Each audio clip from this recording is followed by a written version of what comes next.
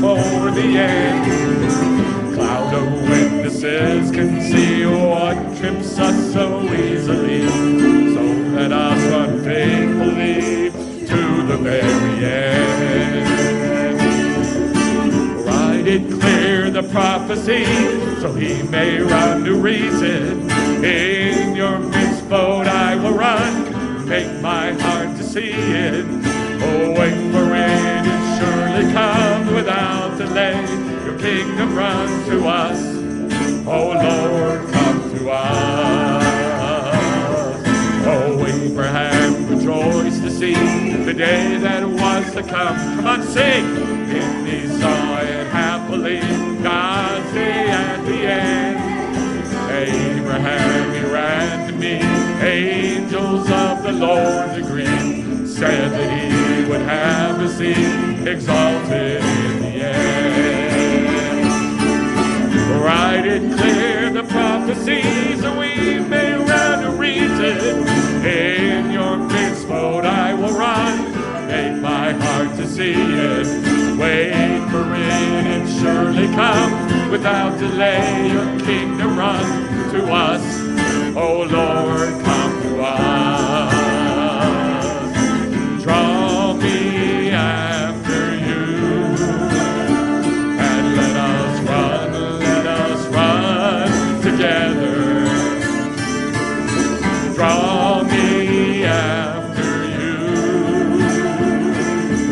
The King brought me into his room. Oh, draw me after you. Let us run, let us try to sing together.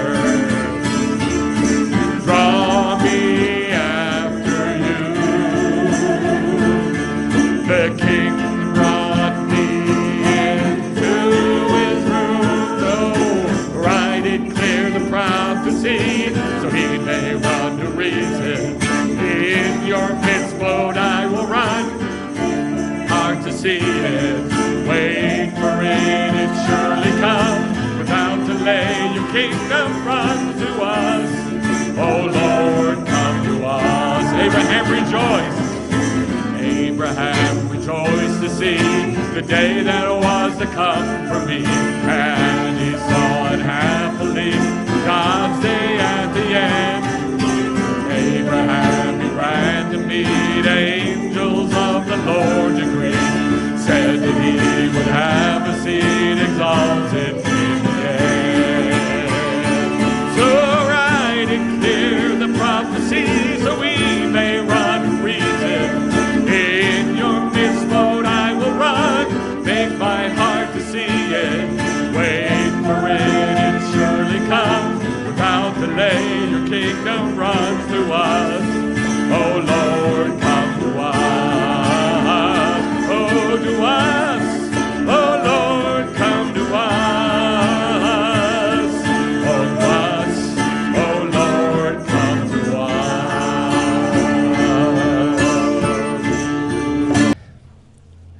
We're going to read a long, long story. And then I'm going to preach. Maybe. Maybe. That's what I want to do. I want to preach. I have something I want to say, and it's like really strong. Like I said, it came to me last night and this morning. So, first we're going to read a long story. Now, there's a lot of details in the story. So, I'm going to pick out some of the details, but I don't want you to get lost in the forest because of the trees, because there's so many trees. I want you to stay focused on this one thing. As you're reading, stay focused on this one thing.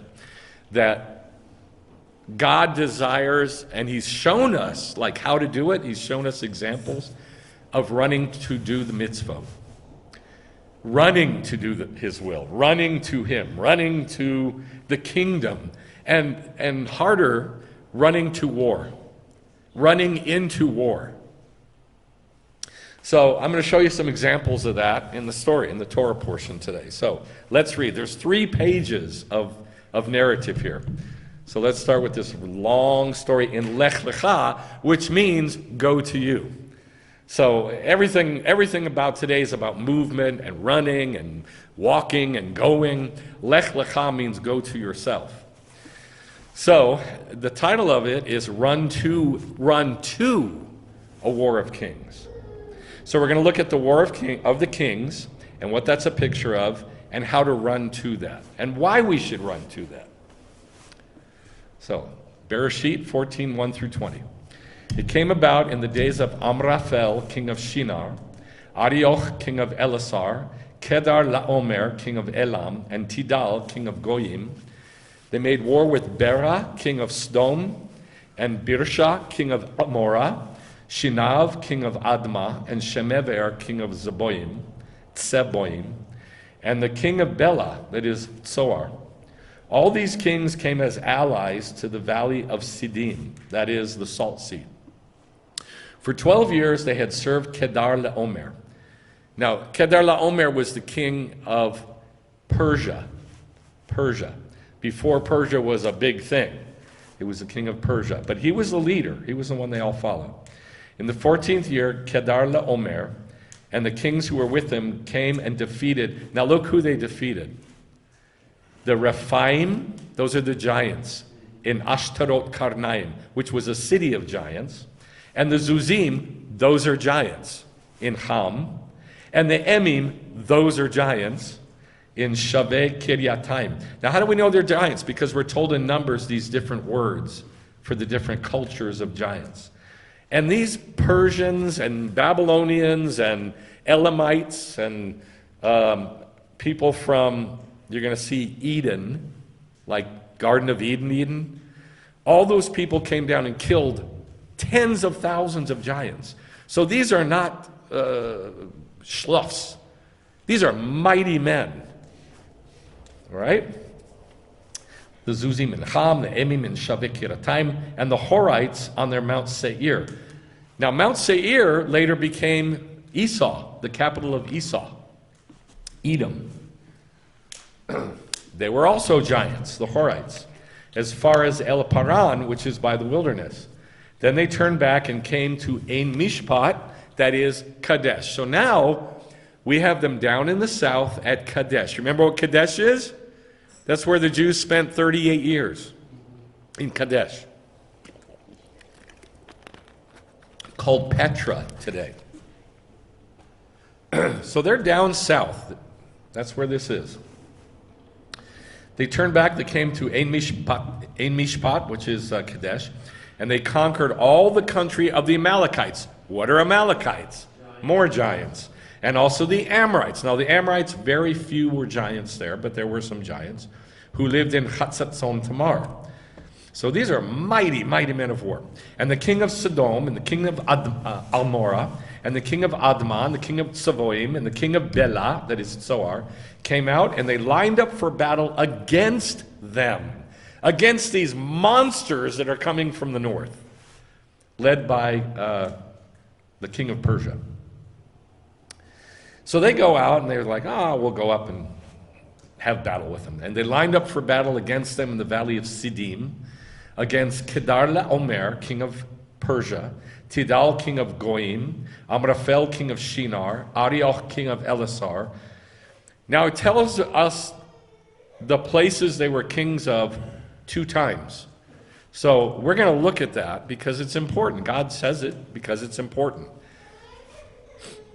4 kings against 5. Now the valley of Siddim was full of clay pits. Your version might say tar. It's not tar. Clay pits, and the kings of Sodom and Gomorrah fled, and they fell into them. But those who survived fled to the mountains. Then the kings of the north, the kings of the north, took all the possessions of Sodom and Gomorrah. They also took Lot, Abraham's nephew. Now we got trouble.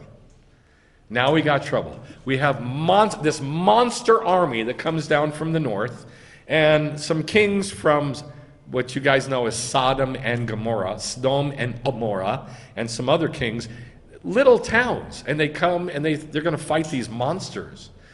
But they have Lot with them. And so the monsters from the north take Lot and all the possessions of Sodom and Gomorrah and all these other guys. And they take everything. They also took Lot, Avram's nephew, and his possessions and departed, for he was living in Sodom. So now Abraham gets involved because his nephew, Lot, has been taken. But what's Lot doing in Sodom anyway? Then the fugitive came and told Avram the Hebrew. Now he was residing by Hebron, the oaks of Mamre. When Avram heard that his relative had been taken captive, he led out his dedicated man, born in his house, 3:18, and went in pursuit as far as Dan. So we have two action words here. He led out, and then he went in pursuit. Then he divided his forces against them by night, he and his servants, and defeated them. And now we have another action word, pursued them. Now who's he pursuing? He's pursuing the monsters that came from the north, because they've taken everything. They've taken everything from these guys from the south, and they're marching back home. And Abraham just makes war on them, but he pursues them. He chases after them. He runs to defeat them. But there's, I don't know, maybe 100,000 men in the Persian and northern army, and you've got Abraham with 318 something or other. Maybe 318 men, but maybe not. Maybe one man. And he defeats them. And he pursues them all the way up to Damascus. In fact, beyond Damascus, the Chovah, which is north of Damascus. He brought back all the possessions and also brought back, now if you don't know where that is about 200 miles from down at the south, near Edom, all the way up beyond the border of Israel to Syria. 250 miles actually, about 200. And he's running to pursue them. And he pursues them all the way 250 miles while killing them. And he brought back all the possessions and also brought back his relative Lot with his possessions and also the women and the people. Then after his return from the defeat of Kedar Laomer and the kings who were with him, the king of Sodom went out to meet him at the valley of Shaveh. This is the king's valley. And Melchizedek, the king of Shalem, brought out bread and wine. Now he was a priest of El Elyon, God Most High. And he blessed them and he said, "Blessed be Avram in El Elyon, of El Elyon, possessor of heaven and earth, and blessed be El Elyon, who has handed over your enemies to you." And he, Avram, not Avraham. He's Avram. He's a Gentile. He's not a Jew. He hasn't been circumcised yet. He hasn't been told that he's going to have a child. He's Avram. All he's been done is called out of Ur the Chazdim and told by God, I'm going to go to a land that I'm going to show you. So he goes to the land of Canaan. He passes through it, and then this stuff happens. Blessed be El Elyon, who has handed over your enemies to you. And he gave him 1/10 of everything. All right, so those are a lot of details in that story. And now I'm going to show you two things. What the names mean so you can understand why the story is important and what it's a picture of in the day of the Lord. But before we do that, this is the meat of the story to me. This is what I am after. This is what I want to talk about. Run to a war of kings. Abraham always ran to do God's will. He never walked. He never went slowly. He ran, and he was an old man. He was called out of Ur the Chazdim when he was 75 years old, and then he lived another 100 years and died at 175. And during those whole 100 years, he ran to do God's will. How do we know that? Because in Genesis 26:5 it says, "And Abraham did my watch, he did my judgments, he did my statutes, he did my Torah." And he ran to do them. He even ran to circumcise himself. As soon as God told him about it, he ran and did it. That's crazy, but this is how he was. So, we want to look at these action words. Mamre, when Abraham heard that his relative had been taken captive, he led out his dedicated man, not men. He led out his dedicated man, born in his house, 318, maybe that's his name. and went in pursuit as far as Dan. Then he divided his forces against them by night, he and his servants, and defeated them and pursued them all the way up to Chovah. A lot of action words. Now in Genesis 18, next week's Torah portion, the very beginning of next week's Torah portion, early on into it, it talks about when God comes to Abraham, or Avram, he comes to Avram, and he tells him he's going to destroy the entire beautiful, gorgeous Kikar. You know what Kikar means? Circle. Very good. The circle of the Jordan. It's a big, giant, circular valley full of trees and gorgeous. This is Sodom and Gomorrah. After God destroyed Sodom and Gomorrah, it became the Salt Sea and all the area around it. But it didn't used to be like that. It used to be beautiful. Well, and that's why Lot wanted it. He says, Abraham says, look, if you go right, I'll go left. If you go left, I'll go right. You just take your stuff and let's part. There's too much. The land can't support both of us together. You've got too much and I've got too much. So Lot says, well, I see Sodom and Gomorrah and the Kikar, the valley that's well watered. That's what I want to go to. He says, all right, go. And then he gets taken because he's in Sodom. Now the Lord appeared to Avraham. Oh, it's Avraham, not Avram, sorry. By the oaks of Mamre. He raised his eyes and looked, and behold, 3 men were standing opposite him. And when he saw, he ran from the tent door. He ran. He's 100 years old at this point. He's 100 years old. This is when God shows up and says, next year you're going to have a son. So actually he's 99. 99 years old. And he runs from the tent door to meet them and bows down to the ground. So Abraham hurried into the tent to Sarah and said, quickly prepare bread cakes. Abraham also ran to the... Why does he keep saying he ran, hurry, go, fast? Because he was running to do the Torah. He was running to do God's will. Abraham also ran to the herd and took a calf, gave it to the servant, and he told the servant, quickly, hurriedly prepare it. Now, how many action words are there? He ran, he hurried, he said quickly, he ran, and he hurried. 5 times, 5 action words. It didn't have to say that. All it had to say was, and Abraham leisurely went to... It didn't have to say hurried. But it's important because he did. Because he ran to do God's will. Now in 2 Samuel 22, these are the words of David. They're also in the Psalms, word for word. For by you I can run at a troop of warriors. By my God I can leap over a wall. It's like Superman. How did it say it in the Superman series? You can leap over tall buildings with a single bound. That's what I picture. He's like Superman. By God, I can run at a troop of warriors. Not face a troop of warriors. Run at them. There was a movie, I think it was Troy, about what was that guy's name? Achilles, maybe? And in the very beginning of the movie, he runs and he jumps up in the air with a sword in his hand. He runs at the enemy. That's what this is. Listen to me. When you do Judaism, you cannot do it passively.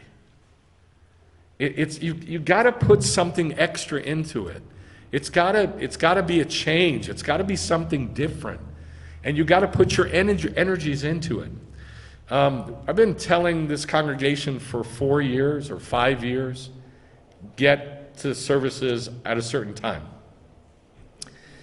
Clearly, you guys have never been in a temple or a synagogue. Or say an Orthodox synagogue or a conservative synagogue. You've never been in one. They have a board on there that says, Shachrit, 10:30. They tell you when it's going to be. Mincha, 12:30. It tells you when, and everybody gets there before services. This is running to do the mitzvah. This is how Jewish people are. We run to do Judaism. We don't, stick our toe in the water and see if we like it. We jump in. It's the only way to do it. That's how David did it. It's how Abraham did it. Now in Psalm 119, this was written by David, Psalm 119. Over 1,000 times he sings the praises of the Torah. And in this one he says, I will run the way of your mitzvot. I will run the derech, the path of your mitzvot. And you will make my heart big. See what he's saying? Your heart doesn't get big before you do it. It gets big after. God gives us what's it called? Mochad? Lev Mochad, I think it's called. A large heart. He can enlarge our moach, our mind. He can enlarge our heart. But he doesn't do it unless we show that we want. We show that we want to run. We show, I want that. I'm going to do it. Yeah, but it's going to hurt. I want that. It's going to hurt. I want that. And then you do it. And then all of a sudden, your heart gets bigger. So the reason I'm saying this is this. Einstein was 100% right. Einstein was right. He said, if you keep, insanity is to do the same thing over and expect a different result. Doing the same thing over and over and expecting a different result. Nothing is going to change unless you do something different. And he calls that insanity. It is insanity. It's nuts to think that anything in your life or my life is going to change unless I do something different. It's just not. So how do you do something different? Get off your tushy and run. Run the way of the mitzvot. If it's time to sing, my God, sing with all your heart. If it's time to do clap or whatever, clap. If it's time to, whatever, do it with all your heart. And what will happen is your heart will get bigger. Your heart will enlarge. Your ability to feel stuff properly will get better. It will get bigger. But it's not going to happen unless you run. And this is what Abraham did. He ran to do the mitzvot. So let's look at what he ran toward. When you look at the details of this, you're going to think he was nuts. To get up and run toward these monsters. Like I said last week, I picture the Lord of the Rings movies with those giant trolls and orcs and all that. I mean, some of them are like 12 feet tall, the trolls. And they've got weapons and they've got armor. And they're smashing everything. And what is the storyline? Hobbits, little midgets, are sent after these monsters. That's what I picture here. That's what I picture. In our culture, what they do is they tell kids, oh, you can do anything, you're amazing, you're brilliant, you're amazing, you can accomplish anything. And so they come to class, and I teach art, they come to class and they're so arrogant. Like I say, no, you're doing that wrong. Excuse me, I've been drawing how long? You're 8 years old. You're 12. Give me a break. You don't know anything. And they come in arrogant, thinking they know. Because why? This culture has said, you're amazing, you're brilliant. God loves you just the way you are. God made you that way. Okay, I'm transsexual. God made you that way. You're amazing. That's nonsense. We need to think of ourselves as small. May God make our soul like dust to everyone. Right? It's in the Amidah, the very end of the Amidah. May God make my soul like dust to everyone. Not big, small, like a hobbit. And then go after the monsters. And that's what Abraham did. He saw himself as very, very small. And he got up and ran after. When I show you what he's running after, you're just not going to believe it. Let's look at the names of these guys. Now, these are the ones from the north. These are the monsters from the north. Amraphel, king of Shinar. Amraphel, now it could mean one of two things. Am means people, and Raphael might be Raphael, healed by God. I don't think it is. I think it's the other one. Amar Afal. Amar means word, and Afal means misery, darkness. I think that's more accurate from the guys, the monsters from the north. And he's from Shinar. You know what Shinar is? It is straight up a word for Babylon in the prophets. It's straight up a code word for Babylon. And it's a horrible thing. It's about witchcraft. That's what Shinar is about. Isn't Amraphel also Nimrod? Yes, Amraphel, well, the rabbis say it's Nimrod. Nimrod. Now, the reason I brought this up, Genesis 10 calls Shinar the land of Nimrod, which is why the rabbis say, hey, this guy, Amraphel, is Nimrod, the word of misery and darkness. Yes? Was Nimrod a giant? Say it again? Was Nimrod a giant? No, Nimrod was not a giant. He was just really, really big in his heart, the height of arrogance. Arioch. Now, Arioch, Ari means lion, and Och is a Babylonian or Persian ending suffix for a word that means man. So it means lion man. Lion man. And he's from Elisar. Now, Elisar is Eden. It's literally the Garden of Eden, right near Babylon. The Targum also calls it Telasar. Not just Elisar, but Telasar. And we can see Telasar in Isaiah 37. It shows up in Isaiah. And it calls it the sons of Eden. That Telasar is, those people are the sons of Eden. These are Edenites. Never said that before. Edenites. They're from Eden. Do you think that God destroyed Eden? It never says he did. It's Eden. And it's near Ur of the Chazdim. That's where Abraham's from. That's where God took Abraham from. Ur of the Chazdim. It's right near there. Now, Keder Laomer, he's the big guy. He's from Elam. Elam is just the Hebrew for Persia. He's Persian. And we can see in Ezra 4:9, it talks about all the people that came back to Jerusalem, and some of them are the sons of Shushan. We know Shushan from what? Shushan. Where's Shushan? From what? Right, the story of Esther. That's where it took place, in Shushan, the kingdom of the Persians in Shushan. Now, Tidal, it's a Samaritan root word, da'al, which means fear or awe. How do you say that in Hebrew? The days of awe. Yamim Noraim. Good. Noraim. Norah. It's the equivalent of our word norah, which is fear or awe. So that's what this guy's name means. You know, he is to be feared. And he is, listen, the king of the Gentiles. Tidal Melech HaGoyim. That's what he calls him. Melech HaGoyim.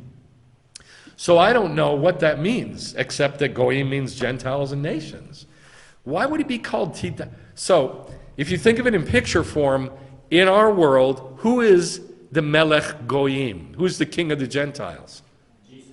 No. Who's the king of the world? Not the king of the universe, the king of this earth. Hasatan. So in my opinion, you know, just from New Testament passages, this guy Tidal is a picture of Hasatan. So you can see, this is like the most fearsome army that has ever been. Now, these are the ones that are going up against this fearsome army. Be'era. In Ra, evil. That's what this guy's name means, in evil. He's horrible. And he's from Sodom. He's the king of Sodom. Now, when we read next week in the Torah portion that Sodom and Amorah are destroyed by fire and brimstone and stuff like that, this is the king of that city, Be'era, in evil. That's his name. It didn't become some other king, some other leader. This is him. And then Amorah, here's the king of Amorah that next week is going to be destroyed. Irsha or Rasha, in wickedness. One's in evil, one's in wickedness. Lovely names. Now, Sodom means burning like fires, burning.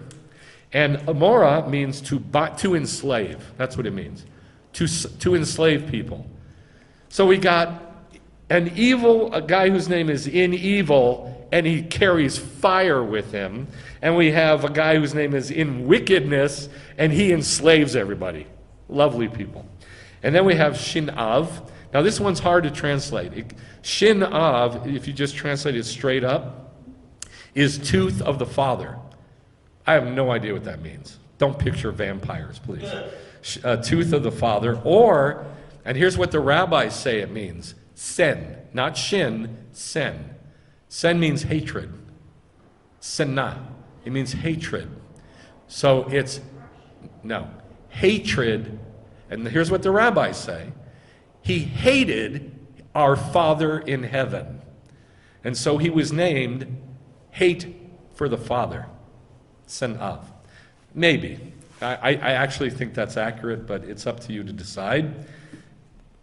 Either way, you could say, yes, Shen means to crush the Father, perhaps.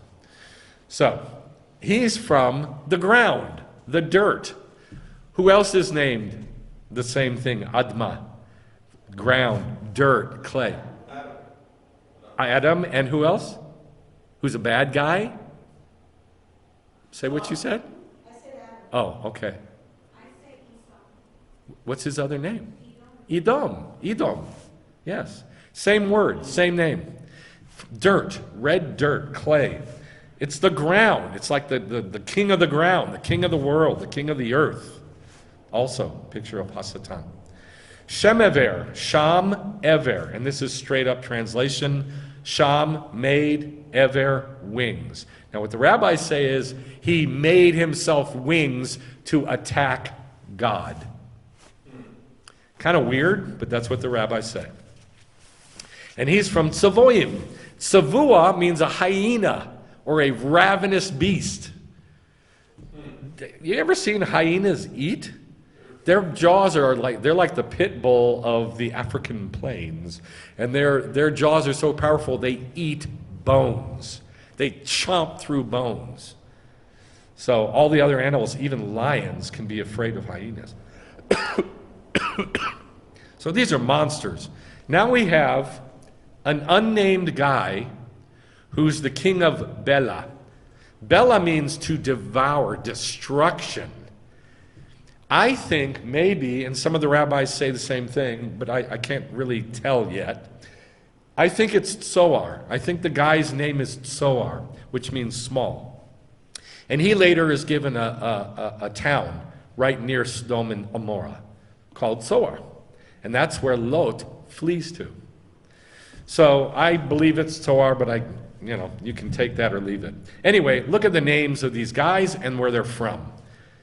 In evil, in wickedness, hatred of the Father, making wings to fly to make war against God, burning, enslavement, the earth, a vicious beast, destruction. Now, this is a smaller army, even though there's 5 kings here. It's a much, much smaller army than the monsters that are coming from the north. And here's where they're coming. They're coming to here. This, see that used to be up until 1972. That used to be filled with water. It's not filled with water anymore. And right below that is the valley of Siddim. And it used to be this gorgeous, gorgeous place. Now it says, I'm going to read it in picture form. The king of burning, the king of enslavement, the king of the earth or the field, the king of ravenous beasts, and the king of destruction, came out for battle against the king of Persia, the king of the Gentiles, the king of Babylon, the king of Chaldea, 4 kings against 5. And they joined in the valley of Siddim, which is the Salt Sea. Well, it's not the Salt Sea anymore. So, here's Kikar, the plain. The big circular plain is right below the Salt Sea. Now I think you're gonna like this. I'm gonna read it how I read it.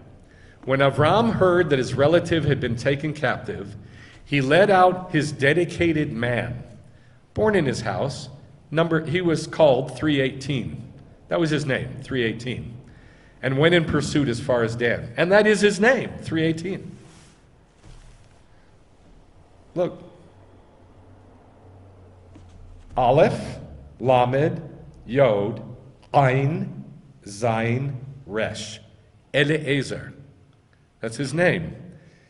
1 plus 30 plus 10 plus 70 plus 7 plus 200 equals 318. That's his man, 318. That's who he is. So when the rabbis read this, they don't read 318, they read Eliezer. When Avram heard that his relative had been taken captive, he led out his dedicated man, born in his house, Eliezer, and went in pursuit as far as Dan. That means 2 guys. That's it. Chasing the monsters from the north. Now, whether you believe that or not is up to you.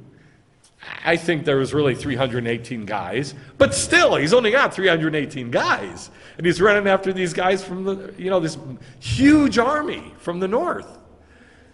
But in picture form, it's only 2 guys. One is born in his house. What does Avram mean? High Father. Who is that? Who's that a picture of? Who's the Father on high? God. And he's taking with him to go make war against these monsters his chosen, his dedicated, Hanoch is the word, like Hanukkah, his dedicated man, born in his house. Number 318, Eliezer. Eli, my God, helps. Ezer.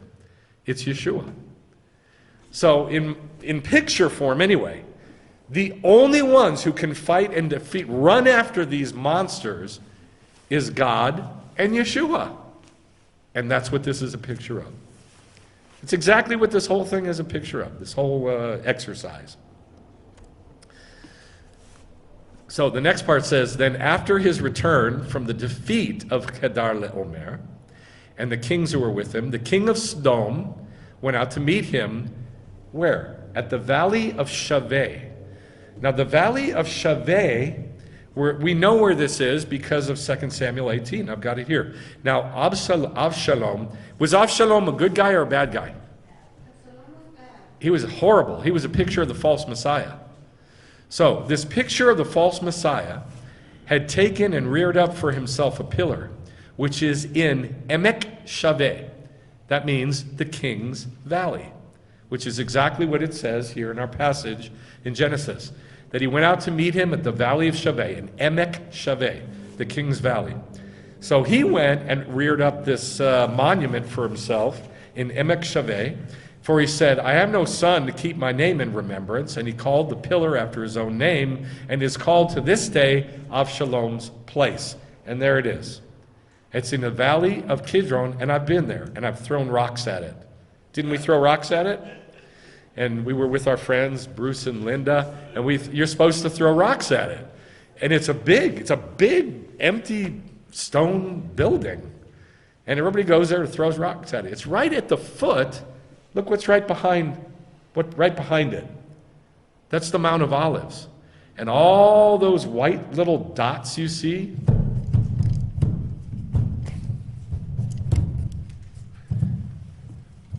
do you know what those are? These white dots? Do you know what they are? No, they're not houses. They're smaller than that. They're graves. That's where everybody wants to be buried, on the Mount of Olives. So here's a grave. And by the way, the grave of Zechariah is right near there. It's right beyond that, to the right. And these are all tens of thousands of graves of righteous Jews. So we know where the King's Valley is. Now remember, this is after the giant battle, and Abraham, he grabs the stuff, he goes up there, he defeats them, he runs them all the way to northern Syria, and then he brings all that stuff back, And then the king of Sodom comes out. And guess what the king of Sodom does? He says, gimme. Gimme. And Abraham says, "Oh, you can have it. You can have everything. Take everything. So that you can never say that you prospered from me. Nobody can ever say that I gave you anything. Take what you want and get out of my sight. Go." And right after that, here at the Mount of Olives, at the foot of the Mount of Olives, at the Kidron Valley, right here, runs right along Jerusalem. That's where the king of Shalem, Melchizedek, came out and blessed him and did Kiddush with him. And listen, taught him Judaism. I told you early on, Genesis 26, this is going to keep coming back for the next couple of weeks. Genesis 26 says that Abraham did my watch,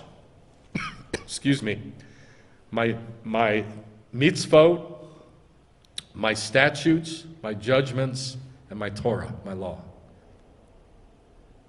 Well, how did he know how to wrap tzitzit? How did he know how to do Shabbat? How did he know how to do the festivals, all the festivals? How did he know how to eat kosher?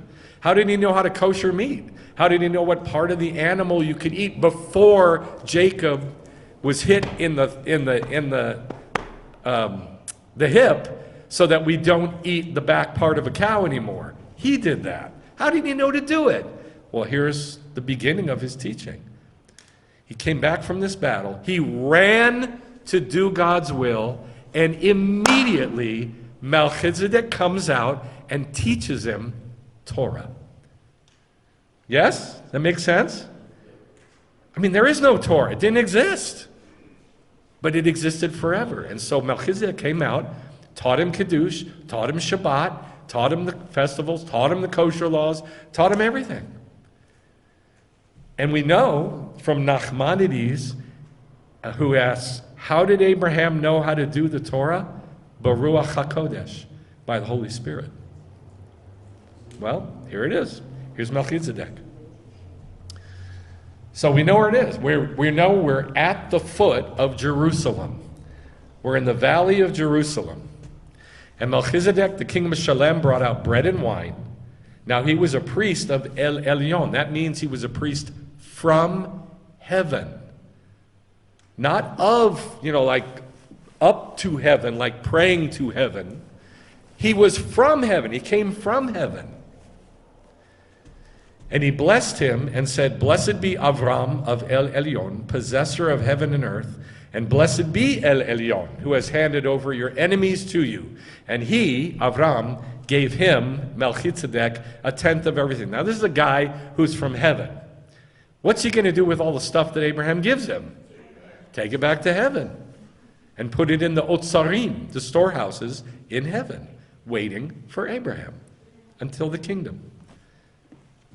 So, just a little bit about Melchizedek, Psalm 110, and I want you to see the words of warfare that are in here. Because everybody thinks of Melchizedek as the peaceful priest. No, this is about warfare. He just went and destroyed these monsters, comes back from it, and so Melchizedek blesses Abraham. The Lord will stretch out your strong scepter from Zion. Okay, well, where's Zion? Right here, Jerusalem. That's who Melchizedek is the king of. So it puts you right there in Zion when it's talking about Melchizedek.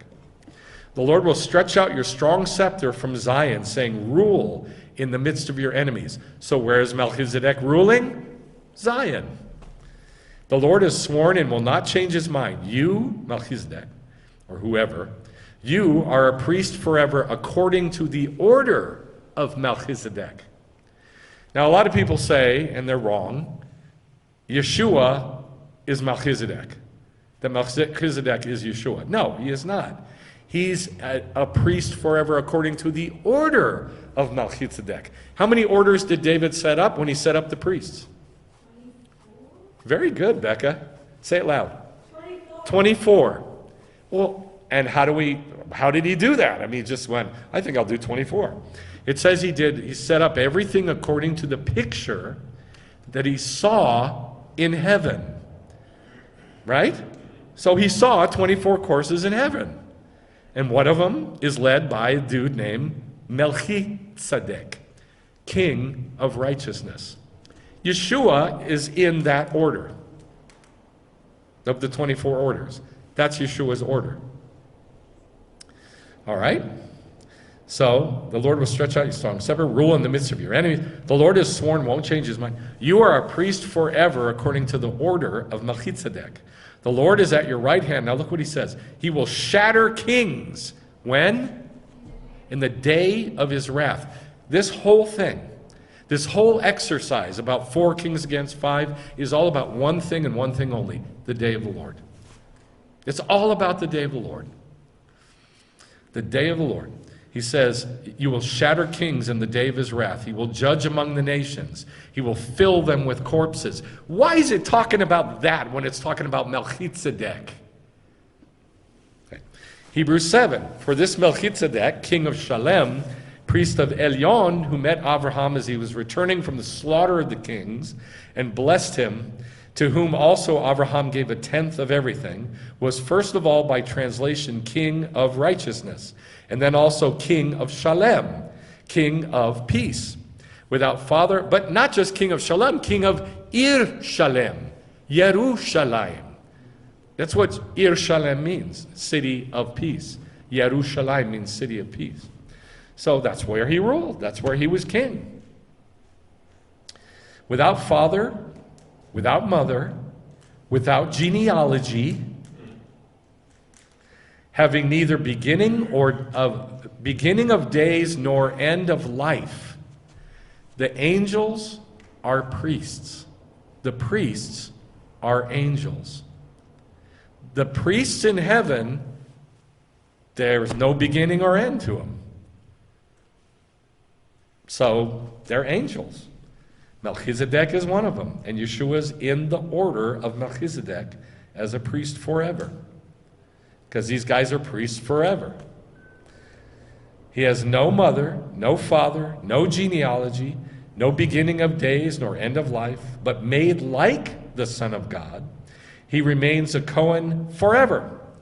The one whose genealogy is not traced from them, from the priests, collected a tenth from Abraham and blessed the one who had the promises. So, he learned about tithing.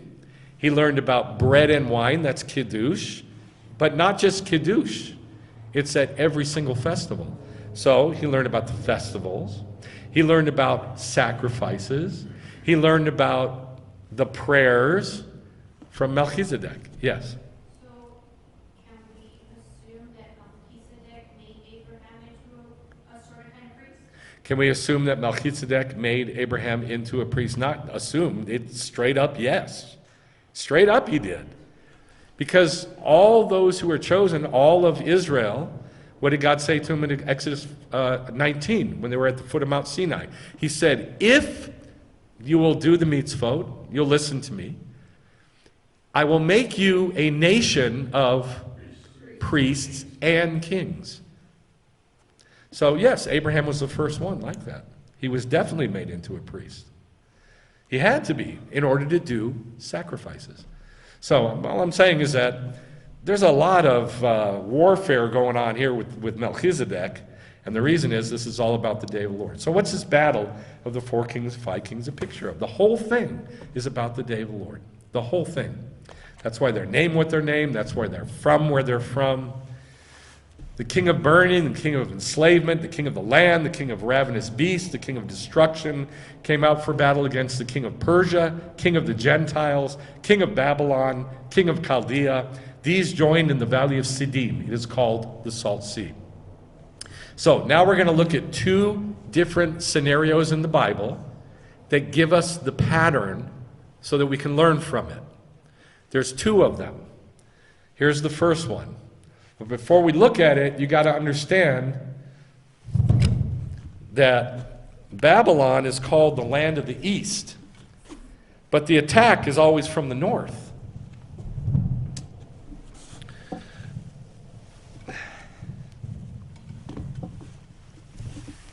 And here's why. Here's Ur of the Chaldees, way, way, way over here east. But to go to Babylon, you have to go a little north. And then you go a little farther north, and you get to Nineveh, the capital of Assyria. Then you stay north, and you go to Haran, where Abraham went from to Israel. And it's a straight south shot to Israel, right? In order to get to the north, they came from Babylon 100% of the time. Every single attack on Israel and every single attack that's in the day of the Lord comes from the north. We saw this a couple weeks ago, remember? The attack always comes from the north. But it starts from the people of the east. Now Persia, see that Elam? You can barely see it there on the edge. That's Persia. It's even farther east and north. So these are all the same. Assyria, Babylon, Persia. It's just that they keep changing names, but they're the same bad guy in the Bible.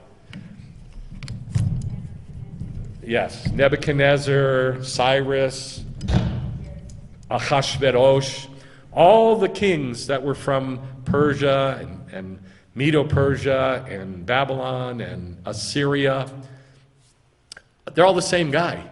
They're the false Messiah. Or they're the world system. And here's where it gets confusing. Most New Testament believers, they read the book of Revelation and they see one bad guy and God. And God comes down and smashes the bad guy. Who's the bad guy? Antichrist. Yes, the Antichrist, the false Messiah, right? What about Babylon? Well, they just kind of mush those together. But here's the thing, they are not the same. There's two bad guys. They're the people of the east and the attack from the north. And so what we see is two patterns, and I'm going to show you both patterns. The first one is this one. When Babylon came down and destroyed Judah and destroyed the temple, where did they come from? They came from Babylon. Where is that? As far east as you can get. But where did the attack come from? Directly north. Yes? Yes? Were those two different people though? Who? Two different people launching the attack? No. No. We're just talking about Babylon, the kingdom of Babylon. When Babylon attacked Judah, Babylon is far east, yes? Okay. But the attack, when they attacked, they came directly from the north. No, let me say it this way. Nobody ever attacked like that across Saudi Arabia. Because he couldn't do it. Because God built that land so nobody would ever do it. It's nothing. There's nothing there. It's just nothing as far as the eye can see. There's no housing. There's no nothing. It's just nothing. And so we have the Fertile Crescent, which is that big arc. It's called the Fertile Crescent because that's where everybody lived. And so you go from Babylon up north to Nineveh, to Assyria, and then straight down to Israel. So it's not two different attacks, two different people. It's one. It's Babylon. Who led Babylon? Who led Babylon? Nebuchadnezzar. Right? I feel like I'm losing you. Who led Babylon? Nebuchadnezzar. What did God do to Nebuchadnezzar when he got all prideful and he got up on a rooftop and said, I created all this? Turned him into a beast. For how long? 7 years. He's a picture of the false Messiah. And he comes from the north. All right? Jeremiah 25. This is one out of 1,000 verses I could have put. I just put one. Because you have not, he's talking to Israel, to Judah, because you have not listened to my words, I will take all the families of the north. He doesn't say east, he says north. I will take all the families of the north, and I will send to Nebuchadnezzar, king of Babylon, my servant, and bring them against this land, against Judah, and against its inhabitants. and completely destroy them and make them an object of horror and hissing, everlasting ruins. So I just want you to see Babylon came and attacked Judah from the north. That's the normal picture. Where did the monsters come from? The ones who were with Abraham, the ones who Abraham attacked. Where did they come from? The north. And he pursued them back to the north. Get out of here. He pursues them back to the north. Okay, this is that picture. And it's the king of Babylon and all the nations with him. So this is a picture, the same picture as what happened with Abraham.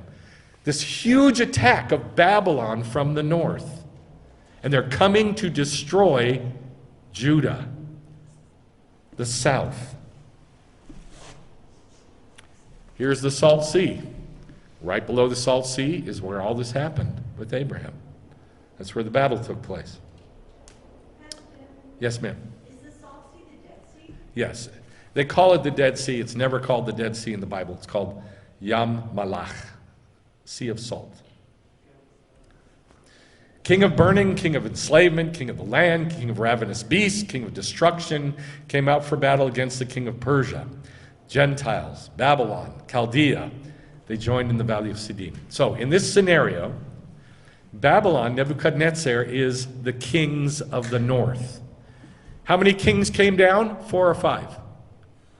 With Abraham, 4 or 5? 4. The 5, the bigger army, bigger amount of towns, bigger amount of kings, smaller army, was Sodom and Gomorrah. So 4 kings, kings of the north. And that's pictured by Nebuchadnezzar, a picture of the false Messiah. Why? Because God turned him into a beast for 7 years. Simple. And his forces attack Israel, who are wicked. So they're coming from the north to kill, to destroy, to attack the kings of the south. How many kings of Judah were there that were wicked? Do you know? The last 10. Yotam, Ahaz, Hezekiah, Manasseh, Josiah, Jehoahaz, Jehoiakim, Jehoiakim, and Zedekiah. The last 10 kings were evil. Now, Isaiah 1 says this. Now, what I'm going to do is I'm going to tie this in with Sodom and Gomorrah, who are wicked.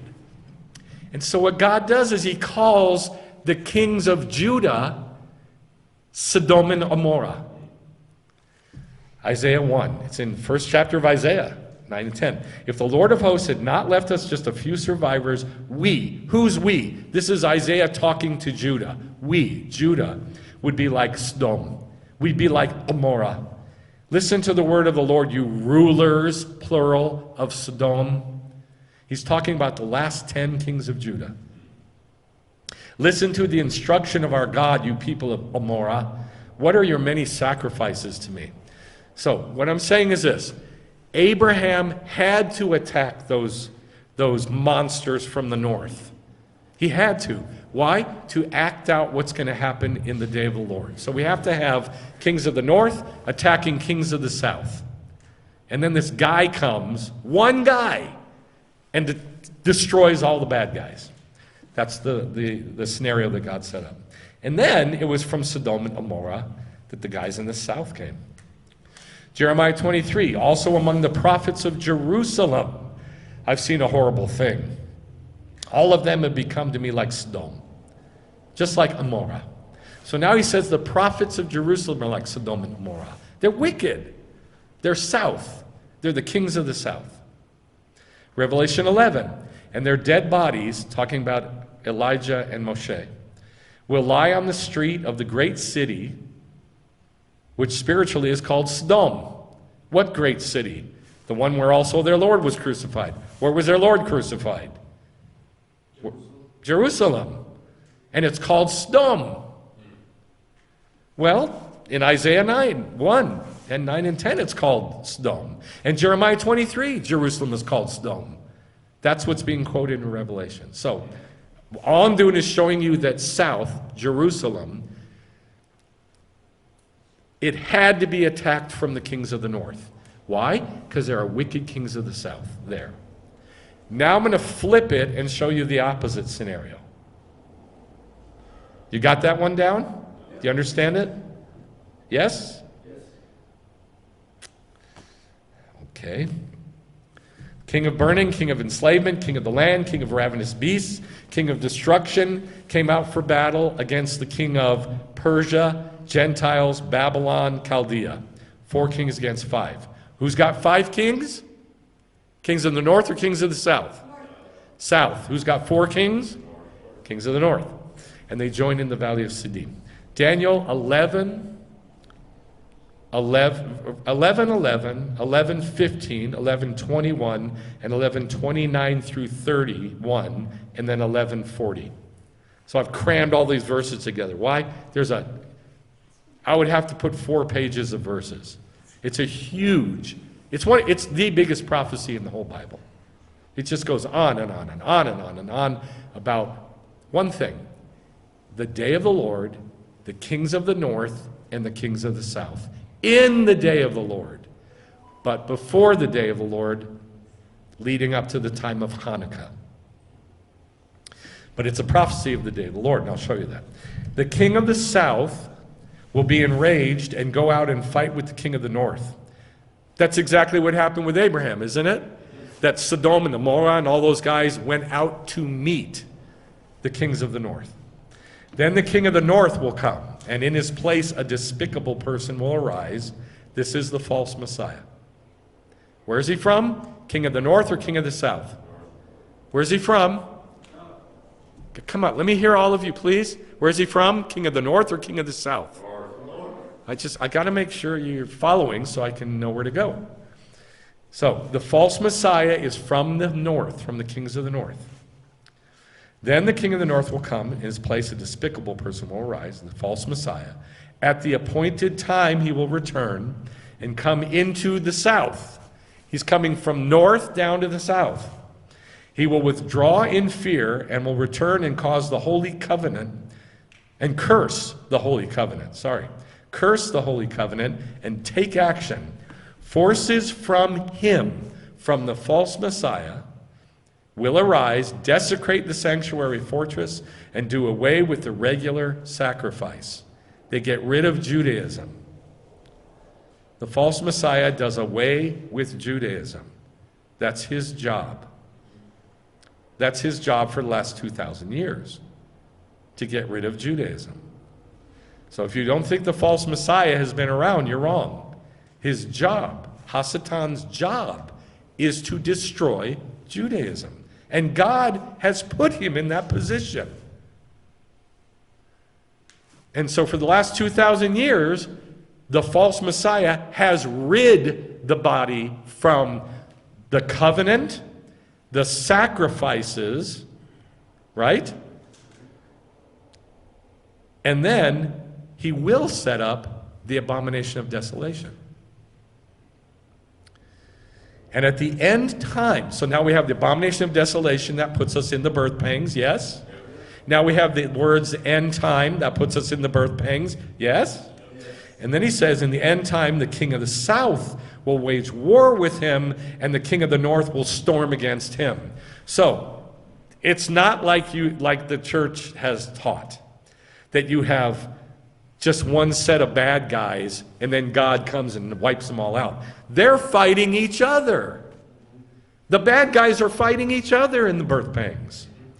There's 2 sets of bad guys in the birth pangs. I've never taught on this, because I didn't think you could keep it in your head.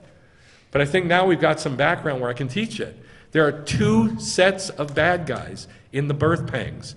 There's Babylon, and then there's the false Messiah, and they're different. There's the kings of the north, and the kings of the south, and they're different. So in this scenario, it's been flipped. In this scenario, the Syrian Greeks are the kings of the north, because it's Syria, up north, a picture of the false Messiah. Remember I said, where does the false Messiah come from? Kings of the north or kings of the south? Kings of the north. And he's called a despicable person who does the abomination of desolation. That's the false Messiah. And his forces attack the Egyptian Greeks, who are wicked. They're called the kings of the south. So don't go running crazy places with this. Just keep it simple. It's just kings of the north against kings of the south. And there's two sets of bad guys. And this is all a picture clearly of the day of the Lord. Would you give me that? Would you agree with that? That it's a picture of the day of the Lord. Okay. It is chaos. But we can separate it out to see it more clearly. So now what we're going to look at is the attack from the north. They rush on the city, they run on the wall. Great is the army that carries out his word. Now, that's been sung in churches for many years about believers. It's from Joel chapter 1 and chapter 2, but it is literally about the Assyrian invasion in the day of the Lord. The Assyrian invasion in the day of the Lord.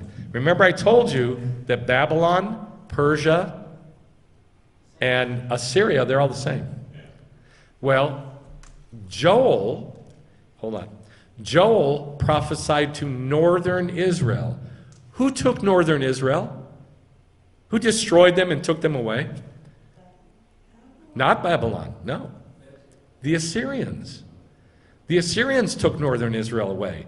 And a couple hundred years later, the Babylonians came and took Judah. So, the Assyrian invasion from the north is a picture of invasion of the north from the north in the day of the Lord. So there's an attack from Assyria, there's an attack from Babylon, there's an attack from Medo-Persia, all from the north. And they're all pictures of the day of the Lord. Yes? Where's Rome? Say it again. It's Rome. Rome is way to the west. Way to the west. So, like I said, let's not confuse the pictures we've got. These are the pictures we're working with right now. There are other pictures that bring Rome and Edom in, but we're not looking at that today. Today we're just looking at attack from the north and the south. The kings of the north and kings of the south. So, Joel chapter 1 and chapter 2. What the gnawing locust has left, the swarming locust, the creeping locust, the stripping locust has eaten. Awake and weep and wail. A nation has invaded my land. I thought it was locusts. Wasn't it locusts that attacked? Yeah. It's not locusts. It's people. It's the Assyrians. They're called locusts. You with me? Like a swarm. A nation has invaded my land, mighty and without number. There's the swarm. Its teeth are the teeth of a lion. It has the jaws of a lioness, for the day of the Lord is coming. It puts the Assyrian invasion squarely in the day of the Lord. Yes? And it calls them locusts. Indeed, it's near, a day of darkness and gloom, a day of clouds and thick darkness. There's a great and mighty insect. It says people. There's a great and mighty people. Never anything like it before, never again until the years of many generations. That's the day of the Lord. Their appearance is like the appearance of horses. They look like locusts. They look like lions. They look like horses. Like war horses, that's how they run. The crackling of a flame of fire, and this is why we have to run to do God's mitzvot. Why? Because the enemy is running. The enemy is not lazy like believers are. The enemy doesn't stop. The enemy has every tool at their disposal to rid the world of Judaism and to rid your heart of any kind of fire, which, by the way, is the job of Amalek. And they're running to the battle. And what do believers do? Oh, Lord, our Lord. I'm just going to find the peace of God. That's not what we're supposed to be doing. We're supposed to be changing ourselves, running to do the mitzvot. If you don't know how to do something, go run and learn how to do it. and try. Give it a shot and get better and better at it. But I'm telling you right now, it's an invasion. The false Messiah and the evil ones, it's an invasion. It's not passive. And so that's why David knew he had to run to the battle, run to do Judaism. And Abraham knew the same thing. Run to do Judaism. Because they're running. Revelation 9. Now it quotes Joel and it says it, puts it right in the birth pangs. It puts it in the 5th year of the birth pangs. He opened the shaft of the pit, and smoke came up out of the shaft like the smoke of a great furnace. Out of the smoke came locusts. Who is that? The Assyrian invasion.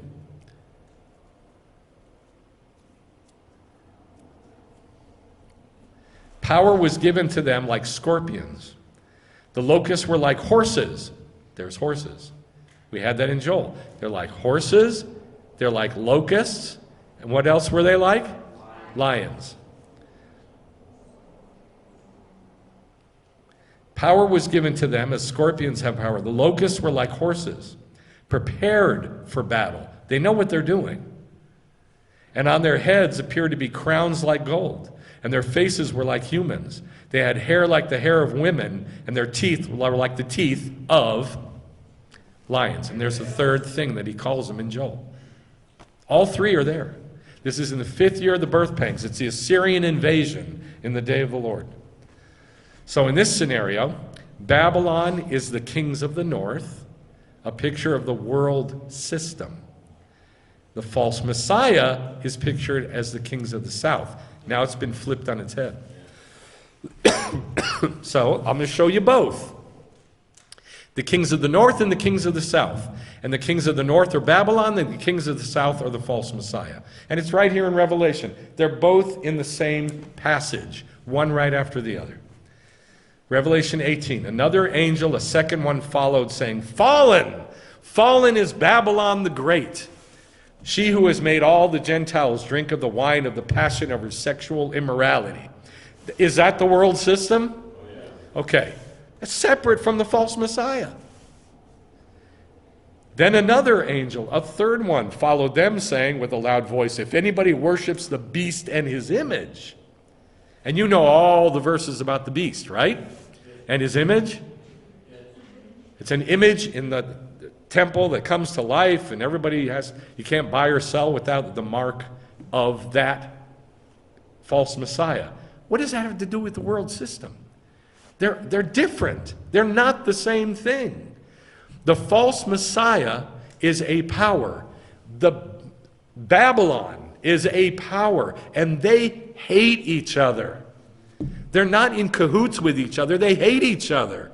And that's why that prophecy in Daniel 11 has them fighting over and over, generation after generation, because they are at war with one another.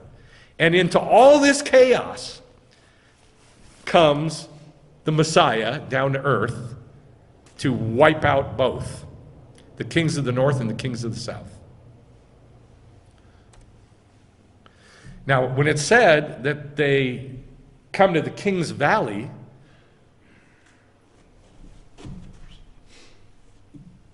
the Kidron Valley next to Jerusalem, that's prophetic, because that's where all this happened. You know, everybody is all into Armageddon, Har Megiddo, the Valley of Megiddo.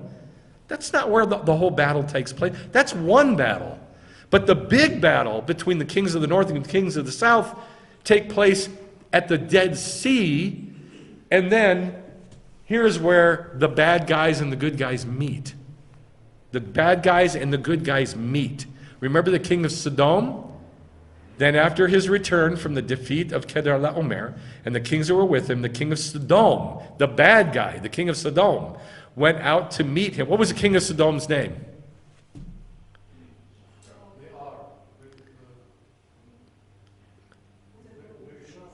Very good. Berasha, in evil. The king of Sodom went out to meet him at the valley of Shaveh, the king's valley. Went out to meet who? Abraham. The bad guys and the good guys meet here at Jerusalem in the valley. Joel chapter 3 says this. In those days and at that time, when I restore the fortunes of Judah and Jerusalem, I will gather all the Gentiles and bring them where? To Har-Megiddo? The Megiddo Valley? No, here. I will gather all the Gentiles and bring them down to the valley of Yehoshaphat. Then I will enter into judgment with them there at Yehoshaphat on behalf of my people and my inheritance, Israel. Multitudes, multitudes in the valley of decision. For the day of the Lord is near in the valley of decision. Yehoshaphat means he, Yah, is judge. And this is the valley of Yehoshaphat. It's even called the valley of Yehoshaphat. Yes, ma'am. Locust means multitudes. It's like- Really? Yeah. Locust means multitudes? Increasing? I didn't know that. I didn't know that. Fantastic. So you could read it, locusts are gathered with all the Gentiles for judgment here at Zion. You see what I'm saying? And who came out to Abraham right after he defeated all these monsters here in the valley of the kings? Who came out and taught him? Melchizedek. So here's what happens. In the day of the Lord, the Assyrian invasion takes place, and that's only the 5th year of the birth pangs. There's still 2 years to go. And then after that is Har-Megiddo, another battle. And then it's at that point that Yeshua comes and wipes out all the evil and then blesses the believers, Abraham, and teaches them Judaism. And this is what we're waiting for. We're not just waiting for the coming of the Messiah. We're waiting for the coming of Messiah to teach Gentiles how to know God and to restore Judaism to its rightful place. But that's only going to happen at the end of the birth pangs. So again, here's all these action words of Abraham running and running and running. And then Revelation 19, here's what it's a picture of. I saw heaven open, and behold, a white horse, and he who sat on it called Emunah and Emet. And in righteousness he judges and wages war. He's clothed with a robe dipped in blood because he just tromped on all the evil people. And his name is called the Word of God, and the armies which are in heaven. The armies which are in heaven. How many people did Abraham have with him? 1 or 3. Exactly, 1 or 318. But whatever, its name is Eliezer. My God is my help. My God helps. How do you get Yeshua from that? Hold on. He is clothed with a robe dipped in blood. His name is called the Word of God. I got lost. And the armies that are in heaven come with, clothed in fine linen, brilliant white, were following him on white horses. From his mouth comes a sharp sword, so that with it he may strike down the goyim. Now ask your question. When you were talking earlier about Eliezer. Eliezer and God is my help, you said that was Yeshua. Yes. How do you, what were you- Because Eliyahu,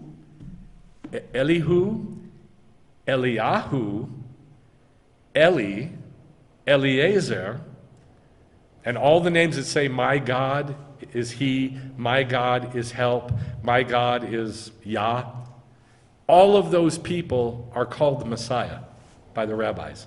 Why? Because it's my God. So it's like in Psalm where he says, my God, the Lord became my God. My God said to my Lord, or whatever. The Lord said to my Lord. That's how it says it. The Lord said to my Lord. Well, who is that? That's the Father and the Son, the Messiah. So all the people that are named Eli, whatever, the rabbis say these are people that are a picture of the Messiah. Because it's my God is help. Anyway, so all the ones that are with him come with him. And then it says, from his mouth comes a sharp sword. What's that? The Word of God, which is Torah, which is Judaism. And that's when he speaks it.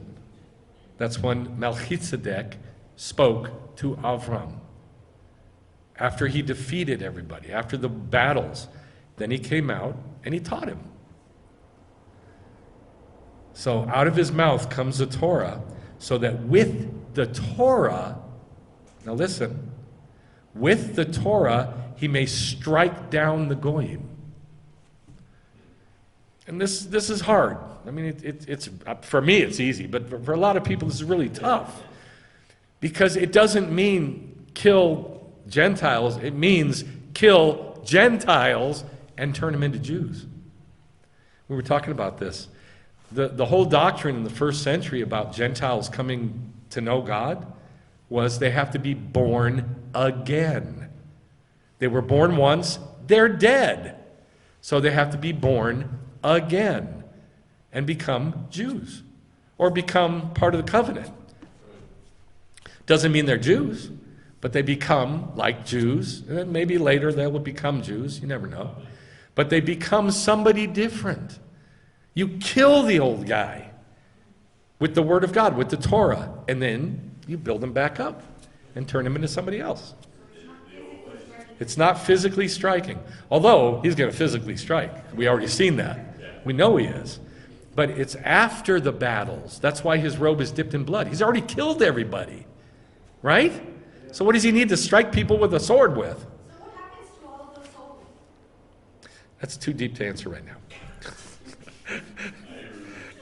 He will strike down the goyim, and he will rule them with a rod of iron.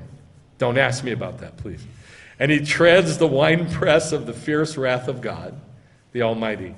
And on his robe and on his thigh, just like this, on his robe and on his thigh, his tzitzit, is the name, King of Kings and Lord of Lords. That's basically what this says.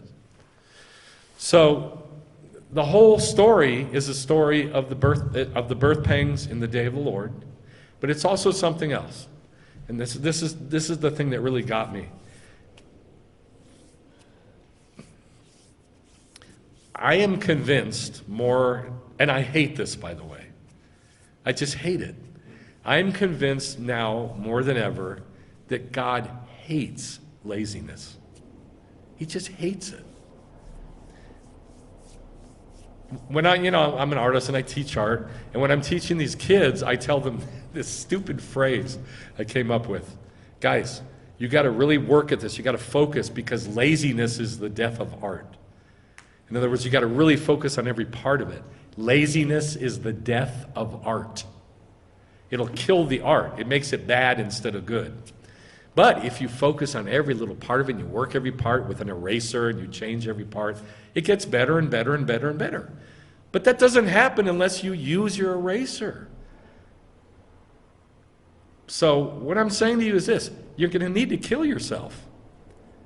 The Gentile part of us that is lazy, and Gentile world is lazy. Yeah, just chill. Chill, man. Just chill. Chill. Just relax.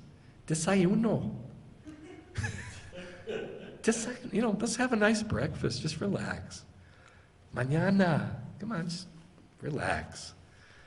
That is the opposite, unfortunately, of Judaism. And it's the opposite of God. If it was God's way, there would be all these verses that say, and like I said, and Abraham was at peace, and he went over and spoke to his wife gently. Make some matzah cakes. When you get to it. Yeah. When you get to it. So, and I hate it as much as you. Even though I talk like I don't. I hate it as much as you. Even though I teach it at school. I don't like it. I don't like the fact that God hates laziness, and I'm convinced he does. Because all the good guys in the Bible are never lazy. The second they get lazy, what happens? David sins with Bathsheba. He was up on his roof, lounging, and he looks down, he sees Bathsheba naked. Trouble. As soon as there's relaxing going on, there's trouble. Unless it's Passover. So, yeah. So, this is my message to you. And this is how I preach. This is how I preach. We need to change stuff in our life. If you get a hint of something to do that's different, do it. Don't sit on it. Do it. If it wasn't me talking, if it was somebody else, and they said, if your rabbi tells you something, do it. I can't say that because I'm the rabbi. I would never tell you, do what I say. I'm not like that. I used to be like that, but I'm not like that anymore.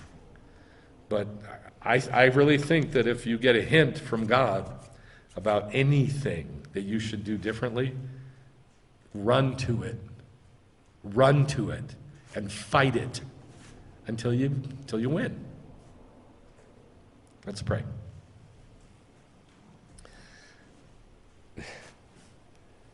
Lord, I thank you that your Ruach hovered gently over the waters to create everything. And then after that, you're always running. You're always running. You're always running to do stuff. And I ask, Father, that your Ruach would help us to light a fire in us to do Judaism, to love Judaism, to study Judaism, to understand Judaism, to listen to Judaism, so that we can come to know you better.